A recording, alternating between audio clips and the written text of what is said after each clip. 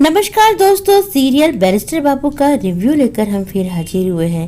Serial barrister बाबू में आज के एपिसोड में भी बोंदिता पे अत्याचार ही दिखाया गया है, लेकिन कुछ अच्छे तर्क दिए हैं बोंदिता ने। सौदामिनी के पिता दीदा और उनके साथ एक पंडित रहता है। वह सभी सौदामिनी का दरवाजा तोड़ के जब अंदर घुसते हैं तो वह अनिरुद्ध और सौदामिनी रहते हैं। सौदामिनी के पिता कहते हैं कि अनिरुद्ध, तुमने ये क्या किया? आज रात तुम यहाँ कैसे थे? अनिरुद्ध कहता है कि मैंने कुछ नहीं किया, मैं सौदामिनी के पास आया था क्योंकि वो परेशान थी, लेकिन पता नहीं मुझे कैसे नींद आ गई, लेकिन हमारे बीच कुछ भी गलत नहीं हुआ। इधर पंडित कहते हैं कि ये तुमने क्या किया, ये बहुत ही अनैतिक हरकत करी। अनिरुद्ध कहता है मैंने कुछ भी गलत नहीं किया। सौदामिनी के पिता पंडित को पैसे देने की कोशिश करते हैं, लेकिन पंडित तो नाटक करता रहता है। वो कहता है कि मैं इस अधर्म में आपका साथ नहीं दूंगा। सौदामिनी अनिरुद्ध को वहां से जाने के लिए कह देती है। सीरियल बैरिस्टर बाबू में ये दिखाया जा रहा है कि बोंदिता को बहुत तिरस्कार सहना पड़ रहा है। उसे बार बार छोड़ी हुई औरत कहा जा रहा है, लेकिन वही सौदामिनी भी तो उसी समाज में रहती है। सौदामिनी के पिता खुद ही अपनी बेटी की इतनी बदनामी कर रहे हैं और उसे समाज के लोगों से कुछ भी नहीं सुनना पड़ेगा। ये कैसे हो सकता है? वो भी तो उसी समाज में रहती है। इधर बोंदिता की मामी उसको अपशकुनी कहती है और कहती है कि छोड़ी हुई औरत समाज के लिए एक कलंक है।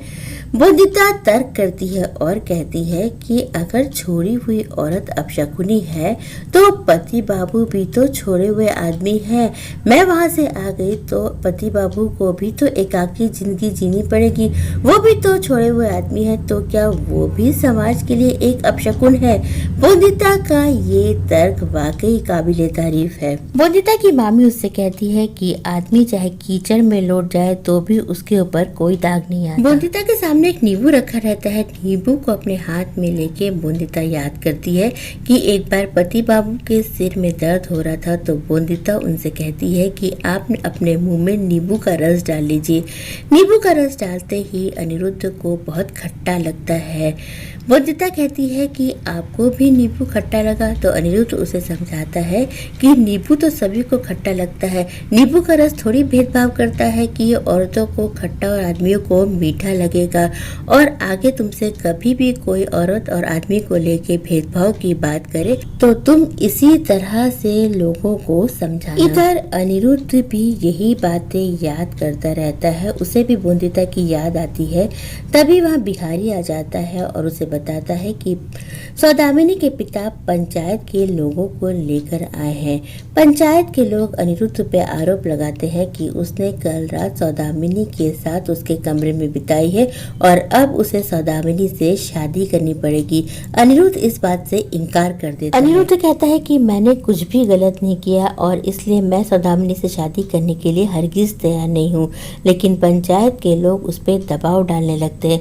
अनिरुद्ध कहता है कि आप मेरी बात नहीं मानते, लेकिन त्रिलोचन काका की तो बात मानेंगे, वो कभी कोई गलत बात नहीं कहते। अनिरुद्ध के पिता सोचते हैं कि त्रिलोचन काका तो कभी भी सौदामिनी को अपनी बहू बनाने के लिए तैयार नहीं होंगे। संपूर्णा चुपचाप सारी बातें सुनती रहती है। इधर त्रिलोचन काका भी बोंदिता को बहुत याद करते रहते हैं। वो बिहारी से कहते हैं कि भले ही हमने अभी गुस्से में बोंदिता को यहाँ से भेज दिया, लेकिन बोंदिता हमारे घर की बहू है और हम उसे दुर्गा पूजा के समय खुद जाकर वापस लेकर आएंगे। दोस्तों, आज के एपिसोड में सायंतिनी घोष की भी एंट्री होगी। सायंतिनी घोष रसीली बाई बनी है। वो बोंदिता के गांव में पहुंच जाती है, बहुत प्यासी रहती है। वो गांव में लोगों से पानी मांगती है, लेकिन वो एक बाईजी रहती है और बोंदिता के गांव के कोई भी लोग उसे पानी देने के लिए तैयार नहीं होते। तभी बोंदिता आ जाती है और उसे पानी पिलाती है। वो बोंदिता की ओर देखती है और कहती है, कितनी छोटी सी हो तुम और तुमने मुझे पानी पिलाया। बोंदिता कहती है कि मेरे पति बाबू ने कहा है कि हवा पे, पानी पे किसी का कोई बस नहीं, वो सबके होते हैं। वो अमीर और गरीब में भेदभाव नहीं करते। रसीली कहती है कि कितनी समझदारी की बातें करती हो। बोंदिता कहती है कि मैं तो बहुत बुद्धू थी, मुझे समझदार बनाया मेरे पति ने। तभी पीछे से कुछ बच्चे आ जाते हैं और बोंदिता पे कीचड़ फेंकने लगते हैं। वो उसे छोड़ी हुई औरत कहते हैं। ये सुन के सायंतिनी हैरान हो जाती है। उसे लगता है ये बच्ची अभी तो अपने पति की कितनी तारीफ कर रही थी। वो दुर्गा माँ से प्रार्थना करती है और कहती है कि हम लोगों की प्रार्थना दुर्गा माँ जरूर सुनती है और माँ इस बच्ची को जल्द से जल्द इसके पति से मिलवा देना। गांव के लोगों को जवाब देती है और कहती है कि मैं छोड़ी हुई औरत नहीं हूँ और मेरे पति बाबू आएंगे और मुझे जरूर ले जाएंगे। आज के एपिसोड की पॉजिटिव बात ये थी कि चाहे त्रिलोचन काका हो या फिर रसीली बाई, सभी चाहते हैं कि बोंदिता दुर्गा पूजा से पहले अपने पति के पास वापस आ जाए। इधर बोंदिता पे तो उसकी मामी का अत्याचार बढ़ता ही जा रहा है। बोंदिता अपने घर पहुंचती है तो उसकी माँ कहती है कि तू घर से बाहर मत जाया कर। बोंदिता कहती है कि अगर मैं छोड़ी हुई औरत हूँ और मेरा जीवन अभिशप्त है तो ये बात मेरे पति बाबू को क्यों नहीं समझ में आई और उन्होंने मुझे घर से बाहर क्यों निकाला। सच ही तो है, बोंदिता ने बिल्कुल सही बात कही है। आखिर अनिरुद्ध ने बोंदिता की जिम्मेदारी से क्यों हाथ खींच लिया। बोंदिता की मामी कहती है कि अब तुझे घर के सारे काम करने पड़ेंगे। वो बोंदिता को ढेर सारे कपड़े दे देती है और कहती है जा और जाके इन सारे कपड़े को धो। यानी बोंदिता पे अत्याचार होता जा रहा है, चाहे वो समाज हो चाहे उसकी मामी हो। इधर अनिरुद्ध तो पूरी तरह से जाल में फंस गया है सौदामिनी के। पंचायत के लोग त्रिलोचन काका से आके कहते हैं कि अनिरुद्ध को सौदामिनी से शादी करनी पड़ेगी।